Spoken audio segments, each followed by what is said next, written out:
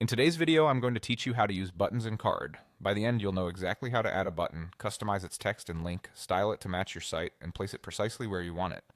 Start by heading to card.co and opening your dashboard. From there, select the project you want to edit so you're working inside the Card Builder. Once you're in, look for the Add control and choose Buttons. Card will immediately drop a default button onto your canvas so you have something to work with right away. You'll see a settings panel on the side of the builder.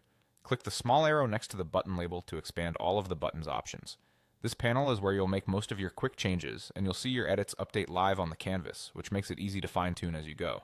Start by editing the label. This is the text that appears on your button, so make it clear and action-oriented, like Get Started, Contact, or See Portfolio. Keep it short so it remains readable across devices, especially on mobile. Next, update the URL connected to the button. Paste the full link you want to send visitors to, including HTTPS if it's an external page. You can also point it to another page in your card site or a specific section if you're using anchors. If you see an option to open the link in a new tab, use it for external sites so people don't lose their place. You can adjust color right in the same panel. Choose a brand color or a high contrast shade that stands out against your background. For accessibility, aim for strong contrast so the text remains easy to read.